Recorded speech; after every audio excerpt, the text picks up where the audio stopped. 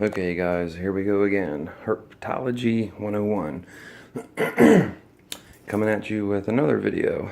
So, I said I'd make the video of this humidity controller if people said that they wanted to see it. Well, being new to YouTube, or at least new to making videos and posting them on YouTube, I haven't really gotten many responses. I'm really looking to get some comments for ideas and let me know if I'm doing things okay, what I need to change, and what I'm doing right. There's no books on black and white Argentine tegus. I just thought I'd mention that.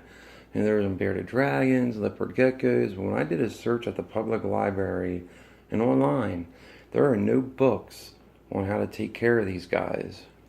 Just thought that was interesting. Maybe if someone wrote a book about it, they could make some money. Okay, so anyway, again, this is my 4x2x2 melamine enclosure, which my tegu is rapidly outgrowing. I hope it can last until next fall or spring when I can make a new one. I do live up here in the northeast Pennsylvania, so it would be nice to have an outdoor enclosure. And like I said in my last video, this whole area, like from here to there is about 8 foot by 5 foot. And if you include the 2 feet there, and you go from here to the back wall there, it's about 10 foot, I'm guessing. So that'd be a 10 by 5 foot here. Goes back a little further there, probably like 6 foot or so, and then back in that corner there as well. And put a solid wall here with a gate, maybe 3-4 feet high. Hang my basking lights up over there. Have a humidifier running over there on a timer, and one over here on the same timer, where I would put the hide box. And what would be really cool is if I could clear all that out, put a hole through that brick, and on the outside there's the driveway, but then there's this patch of yard in this area, which would be perfect for an outdoor tegu enclosure or tortoise pen or whatever. It'd be cool to have a hole through there with like a dog door or something, or like whatever they do like at zoos, so she can go or he can go in and out as he or she pleases. But that would probably more than likely not happen, and if it did, it wouldn't be for a while. My first step is maybe possibly converting this into like a open air kind of enclosure, but at any rate, onto the humidity controller. And I will try to feed the tegu. I have some salmon over here in a bag warming up. Hopefully I can get her or him to come out. Anyhow, so here's the humidity controller. There's the dimmer switch for the 90-watt bulb I just outlined in my last video. But here's the humidity controller. This thing is great. And that's what it is if you want to look it up. It was like 35 bucks on Amazon. I think they were regularly 80 something. Now the work light is on because the humidity is below my 60% set point. But since I have the door open here, my humidifiers would just be running non-stop, so I have them unplugged. Unfortunately, you can only plug one thing in here at a time. Although you can also plug, that was the power there, I accidentally wiggled that, which it'll remember my settings anyway. If there's a power outage, that's not a big deal. But you can actually put a 240 volt receptacle on this thing. So this can handle some heavy duty applications, obviously. But I just have it teed in, and my humidifier is plugged in there. And it gave you a generous 9-foot sensor cord, which I have running behind the cage, and then over there it hangs in that back corner. I was going to have it over here, but that's where my humidifiers dump in, and the sensor would have picked it up there where that cool side temp probe is, and it would have shut off before it would have went to the rest of the enclosure. So right now I have it set at 85, and I let it swing all the way down to 60. I think if your cage is between 60 and 85%, like all the time, I don't think that's a problem. I mean, I want to save the motors on the humidifiers. I don't think they're meant to be designed to be shut on and off, on and off, on and off. So, you know, it doesn't stay at 60% very long. Once it reaches the 85, it does take a good, I don't know, maybe 20 minutes to drop down, and then it kind of bounces between 61 and 64 with the natural humidity in the cage and the spraying. So when it eventually does drop to 59, it kicks on and it takes it all the way up to 85, which only takes a minute, maybe two. But yeah, this thing is fabulous. I mean, it's better than having them on a timer and having them come on 6, 7, 8 times a day, which is what I had. But, you know, it was either full blast, like 100% humidity, or basically nothing at all, you know, until the time would come back on again. So this controller, I mean, it's worth its weight in gold. They have a temperature one as well that basically looks like this, which I could use, and I could put a probe on the, you know, over here or in the middle, where that Zilla humidity one is, just for protection if it would go over, you know, I don't know, whatever degree, 100, you know, 90 some degrees or whatever. I'd have it shut off the bulb altogether. But in the meantime, I do have a dimmer. It's only a 90-watt bulb on a dimmer. So I don't think I'm going to have to, even if that thing was full blast, it would never heat this cage up past, you know, a point where it would be fatal to the animal. So anyway, that's enough about that. Let's see if we can wake Io up. My kids named it Io, which is fine, whatever. I said it can be ivory and onyx since it's black and white. But she's in there. I usually flip that rock up or try to entice her out just by playing on the leaves here. She might poke her head out. Io, come on, Io. Come on, girl. Especially if she thinks I have food, then she'll really come out. Sometimes when I start misting, she comes out to drink the droplets that actually come off the mister.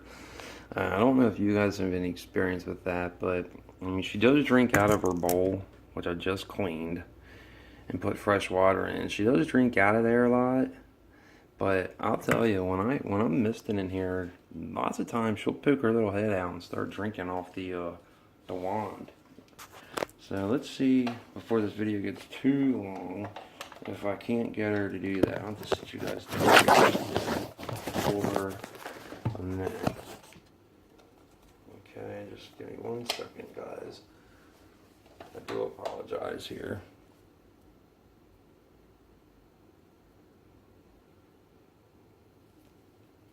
If I learn how to edit, I'll try to edit this part out. Okay. So, let's set this stuff here to good angle. It's so weird when you're watching it through the screen. It doesn't, like, I don't know, it's like a delay when your actual movements. Now, I don't want to get that sensor wet. I was told it's not a really good idea. I don't get the sensor wet for the Zilla one either. But I do like to spray this rock down. And man, that really makes the steam go for a while. Of course, it doesn't last long. I mean, it dries this up fairly quickly. And I don't want to get the temperature gauge for the Zilla monitor wet either. That was only like 20 bucks. That thing's pretty cool. It comes with a a temperature probe and a humidity probe in one neat little package. And rather have the sensor touch the actual basking spot, which if I do that, it reads the surface temperature of the basking rock. And I use my temp gun for that. What I want to know is what the ambient air temperature is around the basking spot. And usually that's around 90, 98, you know, to 100. And that's fine. And then the basking rock will be anywhere from 115 to, well, 108 to 115 to 120 to 130 in this one hot spot right here. which I'd like to turn down, but I don't want to cool, like have it too cool in the rest of the rock. And she does fine with these temperatures. She may not lay up on that rock for a whole long time, but long enough to digest her food. And since her hide is on this hot side here, then she's getting... I really drench this spot, guys, because it's so hot over here. It doesn't take long to dry it up. But since the what was I saying? I lost my train of thought. Sorry about that. But let's see here. If she comes out for us or not. I like to spray in there too and keep it a little damp. If she knew I had fresh salmon, I mean literally my wife bought fresh salmon today, she would definitely be coming out. Maybe I can dangle a piece down there and she'll smell that and be like, I want that. I'm just spraying the rest of the enclosure here, guys. You're leaving you stationary. My video skills are not exactly up to snuff, and I'm not exactly sure how to edit stuff. I'll have to play around with that. But I'm just spraying the sides of the enclosure here. This melanin's great for that. But man, if it got in on the cracks, this stuff would just fall apart. And they make a strip, like a melamine strip that you can iron onto your edges where you like cut. But I couldn't get it to work right, so I just painted it with some latex paint, and that sealed it up pretty good for me. And then the rest I used white silicone caulking, and just, I mean, I caulked the living heck out of all the edges on the sides and the back and the bottom, of course. So, okay, let's see. I wish I would stay there. They probably won't, but I'm gonna leave that there just for a second while I open this bag up. You know, it might be better off to put you guys back over here. As long as my Galaxy 6 doesn't fall into the cage, we'll be alright. Let's see if I can get her out with some of this salmon. Come on. Trying to get a chunk of it here for us.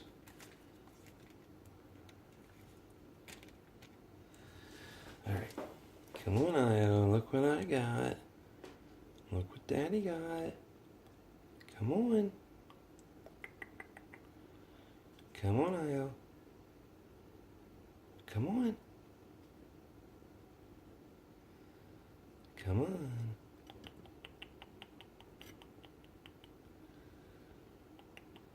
Come on. Look what I got. Here, maybe I can get some of this substrate out here. She probably won't like this, but yeah, I hear her. She's starting to get a little huffy in there. Okay. Now let's try this again. I have this rock supported with 2 bricks, and there's about 5 or so inches underneath here. Come on. Come on, Io. Come on, girl. Our boy. Come on.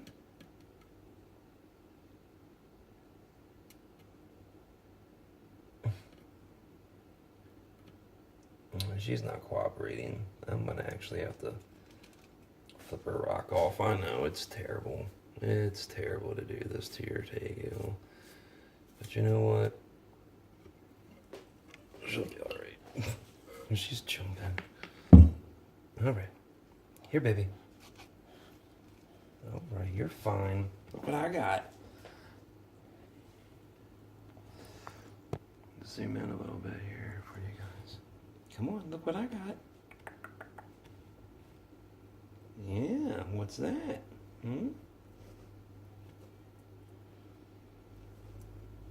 Yeah, yummy. Yeah.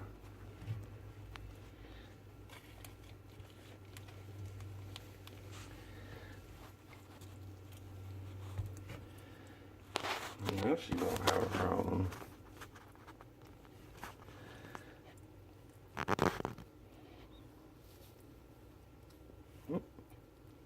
Got it? Here. It's alright. No, that's a bag. You can't get through there. Here. Here.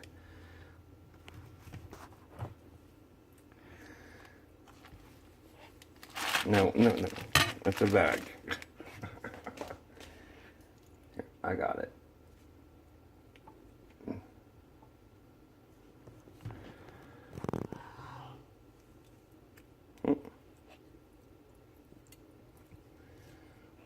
Alright, get some freaking moss in your mouth. Wipe that off. I don't want you eating this bag of moss.